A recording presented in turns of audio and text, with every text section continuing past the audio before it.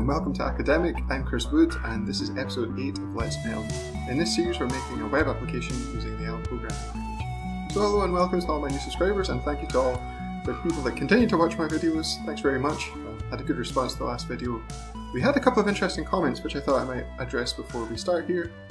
So both Thighboat Asus and Steve Hill asked questions relating to CSS frameworks for Elm basically. So this is where you write your CSS using Elm and compile it down to your CSS file rather than you manually writing it as we did in the last episode. Now, in the largest Elm project that I've done, which is about 3,500 lines of Elm code, I have actually used Elm CSS and I really like it. I think it's very valuable. It helps you write really good, robust CSS. And this is difficult because, like lots of web technologies, CSS is very permissive. It lets you do lots of things. It lets you write bad CSS basically, and Elm CSS can help you with that. Also helps you to maintain it and sort of compartmentalize different bits of your CSS styling. So it's very, very valuable. I haven't used it here because I thought that people would be familiar with CSS and we could just write it by hand and everybody would be up to speed with that. And it also, Elm CSS, for example, the module elm-css, which I used for the styling, it requires a bit of setup, so I thought that might distract a bit from the main point of the episode. However, in the future, we probably are going to use one of these frameworks to manage your CSS when the styling gets a bit more complicated. So, if you're interested in that, then please mention down in the comments if you'd like a video specifically about that, and then maybe I'll do it sooner rather than later. Also, maybe you can tell me which framework you'd like me to use. There's a couple of them. So Thighboat, for example, was recommending Elegant and Bodybuilder. I have most experience with Elm CSS, but we could try out one of these different frameworks if you like. The Elegant Bodybuilder looks very interesting actually. All of your styling in line basically, which is quite cool. So let's get back to our application. This is where we were at the end of the last episode.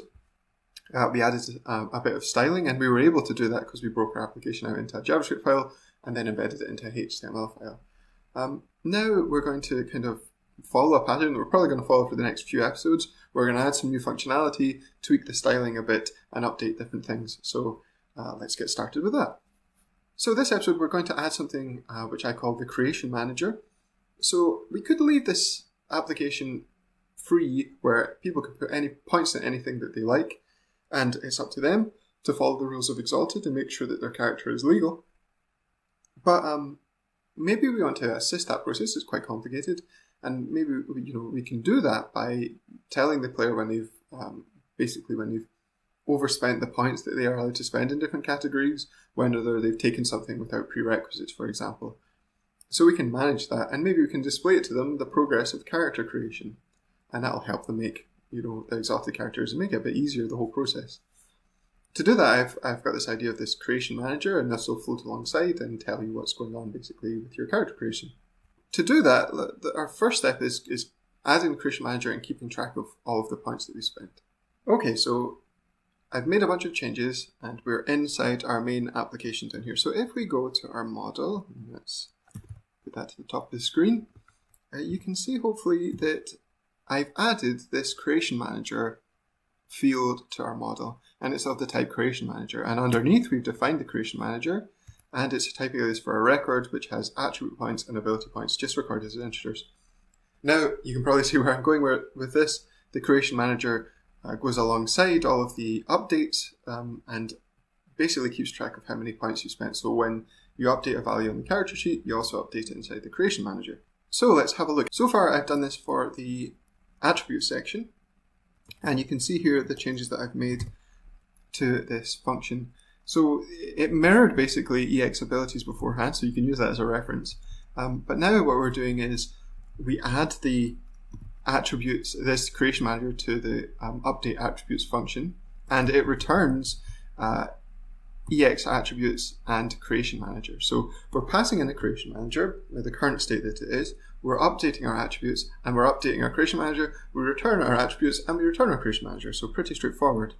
So if we go to where we specify this, you can see that the type signature has been updated to reflect this. We've got our creation manager coming in there. Now instead, basically before we just had the dictionary, we were doing the insert. We didn't have to do more than that basically. But now we've got this let block where we pull out the current value from the dictionary, and of course, this could be nothing, so we give it a default value of 1 if there's nothing there, but there should be something there because it's all managed by some of our code. So then we update our creation manager, and you can see that we want to update the attribute points field of the creation manager. So we take out the existing value, and then we subtract away the difference between the new value and the current value. So if the new value is 5 and the current value is 1, the difference is 4, so we take 4 off of our total attribute points that are available. If the new value is 1 and the current value is 5, then the difference is -4. We subtract that off and we get 4 points added back on. So if we spent the points and then we've put it back, we'll get our points back in our to spend again somewhere else. And then you have this new creation manager, the updated creation manager, where we change the attribute points fields to updated attribute points. And then from the function, we just return this tuple, which contains our new dictionary with the new inserted value and our new creation manager. So let's see how that looks if we build our application here.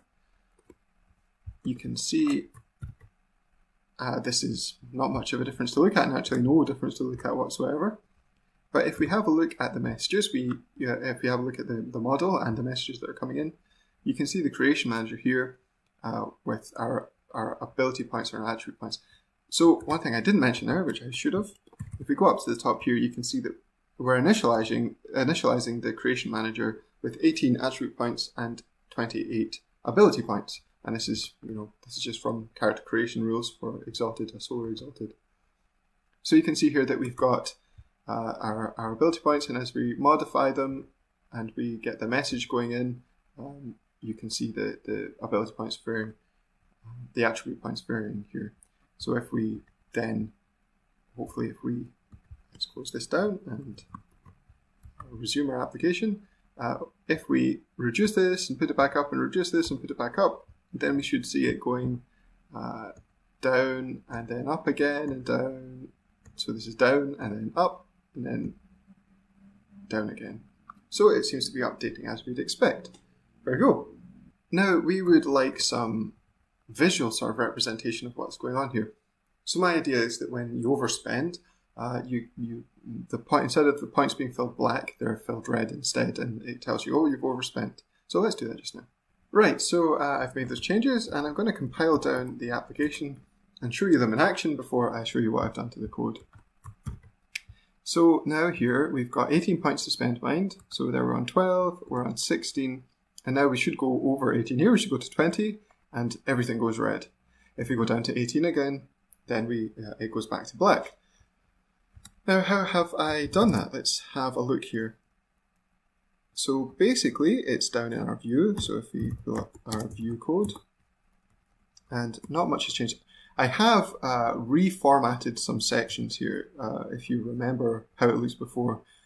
I've basically broken down attributes into 3 lists: physical attributes, social attributes, and mental attributes. And then we've got our attributes list just by summing those together. Now there's a reason for that, because I wanted to make one of the functions very generic. It had a lot of repetition before, and I wanted to make this attribute section, which was generic, and you just pass it in the name of the section and the list of attributes that it's going to be going along with it, and then it makes this for you. The way that this works now is that this function here, which used to be 3 functions and it's now been made into 1 function that's a bit more generic, it's passed as its first argument the creation manager itself. And the creation manager is passed to this view function when we come to map this across. So if we bring up the attribute view section here, you can see creation manager is coming in. It's one of the arguments. And what we're wanting to do is, have we overspent our attribute points at all? So we're busy calculating what the current attribute value is, for example, and then whether we should have a point that's filled or not filled. But we're also calculating whether we overspent. And we just look inside the creation manager, look at the attribute points, and see if it's less than 0. And if it's less than 0, we've overspent. And we pass that into our function. You can see here we've got partial application here. We're passing in EX attributes all the time and overspent all the time, and then these are the variable arguments. And go back and have a look at the attribute section video if you're not sure about how this works. But then if we go back and have a look at the attribute dot, and this has been moved down, it's been shuffled about slightly because it's all over the place, we're getting this overspent boolean. And all that is changing here is if the dot is filled, if it should be filled, then and it's been overspent, then the fill is red. Otherwise, it's black. And if there's neither of those are true, then we get white fill. And that's how it works here when we go and have a look at these. It modifies and updates it. So we've got this kind of visual feedback for this, which is quite cool. Now, basically the next step is to do this for the ability section as well. We want to have the overspent. So if you go over the 28 points that you're allowed to have in abilities, you'll get this red warning. Okay, so I have made those changes. Let's go and make our application. And we will have a look and see what the functionality looks like. Now, you can see here, that's 20 points, 25 points, 30 points just went over, now it's red. So if we go down to our update function, we should see how that works. And here's edit EX ability, and it looks a lot like edit EX attribute and is very, very similar. So update EX abilities has been modified so that it now takes a creation manager in as an argument and returns a creation manager along with EX abilities. And these are used to update the model. And let's have a look again. It's very, very similar, so there's not much different here at all. We're pulling out the favorite and the current value. Now, we did pull out these before because we needed to know what the favorite value was. But then we want to update the value. We had, basically this was getting thrown away before, but we want to record what the current value was. And so now we've got the current value and we've got what the updated value will look like. And we update the creation manager, and that gets returned from the function here, just wrapped up inside this tuple. So yeah, it's pretty straightforward. The changes are very, very similar. Of course, we need to reflect that in our view as well. And if we go down to our abilities section here, then hopefully you can see, again, we're passing in to EX ability view, we need to pass in the creation manager, so that's one difference, and the type signature has been changed to reflect that. And then we want to calculate whether it's overspent, and of course we're using ability points this time if it's less, and then we pass that into ability dot, and then ability dot uses it to fill it with red if we've overspent and the dot is filled, and otherwise it's just white. So that's very cool. This is, the ability dot is basically exactly the same. We don't have much more to do with it than that. Maybe we're seeing some sort of repetition here, and we could do these differently. But actually, in the future, these are going to be slightly different. So we want to keep them separate for just now. It's always a good idea, actually, when you see repetition in your code, don't immediately refactor it or remove the repetition. Wait a bit and see if the repetition stays about. Okay, so there we go. This is nice. This is working as we'd hoped it would. Now, one problem here is though, say we reduce this down to 1 point, we can maybe change this whilst we're here, because if we reduce it to 1 point, we can't remove that point. We can't go back to 0 points. So we have to, basically, the person has to be totally sure that they want that ability before they click it. Now, that's not very user-friendly. So maybe what we can do is we can change this so that when you click the point again and it has the same value, then it removes all the points from it. And same for up here in the attributes, except we want it to go back down to 1. So let's do that. Okay, so we're back in our main application again, and we're up at the update section. And if we have a look here, then the thing that's changed here is basically when it gets this, we've modified these update EX attributes and update EX abilities. So if we have a look down here at the update function, the one thing that's changed is we pull out the current value, right? We then look at the new value versus the current value. And if they are equal, then we set the value to 1. This is in the attribute section, so we always want to have 1 point in here. Otherwise, we give the new value. So basically, if you double click a point, then it'll remove the value from it. Not quite double click, sorry. If you click it again after setting it to a value, it'll reset it back to its default value. And then we do all the calculations about whether it's for the creation manager. These remain the same basically, except we're using the at value here rather than the new value that we have that's getting passed in. And we return the at value rather than the new value that was pulled in. So at value you can sort of think as being the corrected value. Again, we've done the same thing in here. They're very similar, and we've got this ab value, and except this time it's 0 that we're checking. If it's been clicked again, then it goes back to 0 rather than going back to 1, and it's that's all propagated down. The ab value is used, and this time we have the updated tuple, and that's the thing that's passed back, so that's not changed quite as much. So let's build that and have a look and see what it's like. So now hopefully, if we click this again, yeah, it goes back to 0, and with this one, it'll go back to 1. So that's a big usability bonus. So now that's out of the way, let's go back and let's add some more functionality to do with our creation manager. Now my idea is that the creation manager floats alongside and tells you how many points you've spent basically. So let's add that. We've already got the creation manager, we just need to write a little view that helps us to do that. Okay, so we're in our main application again and we're down at the view. So this has changed quite significantly. Before, I'm going to show you this we'll show you in the HTML and in the CSS. This has changed sort of throughout. But basically we've moved the main grid class inside our Elm application. Basically I want to keep all of our classes inside our Elm application in case we do decide to use Elm CSS. There's no point sort of having those things outside. And then we've added, this has been split into two divs basically, the creation manager and the character sheet. The creation manager code, the character sheet hasn't changed at all, and the creation manager code is really simple. Basically, what it does is it pulls in the creation manager, the values from it, and then it says, you've spent this many points out of 18, or you have this many points available, and this many ability points available. So this is all that's required from that. That's pretty nice. We don't need to change a huge amount here.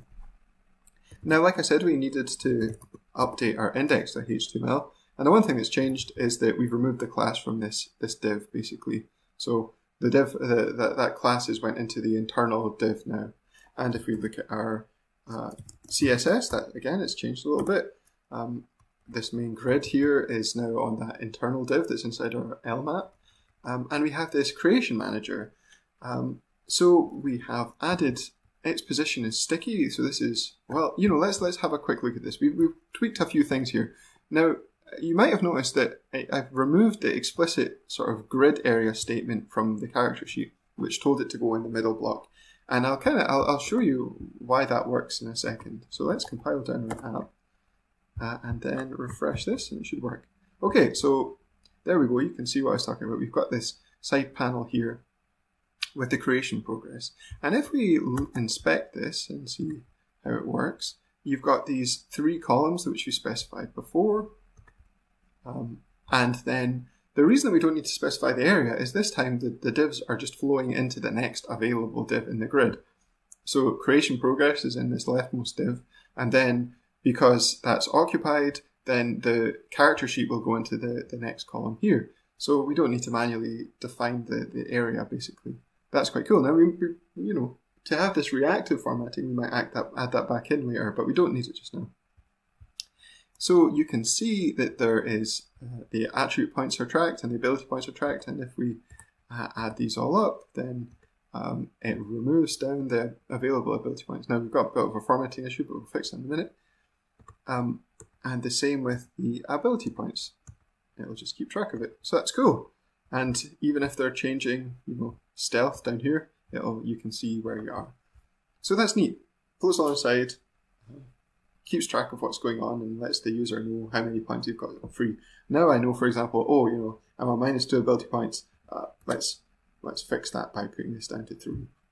That's pretty cool. Now, the next thing that we want to do is probably keep track of the favored ability, cast and favored as well, because you're only allowed 10 of them, 5 cast, 5 favored. So we don't want them we want them to know when they have too many cast and favored, basically. So let's do that just now. So I've made those changes and I'll show you them in the application first before I go and look at the code. Let's compile down the app and refresh this. And I've made a couple of little tweaks here. You can see that I've tidied up the formatting a little bit, put these sections between. I'm not sure if I like these horizontal rows, but they can stay for just now. And then we've got caster favored abilities, 10 out of 10 we've got available, and now we can spend them when they're coming off. Let's just go down here. Whoop. And remove more and remove more. And then, we've overspent, we've got too many custom favored, it goes red.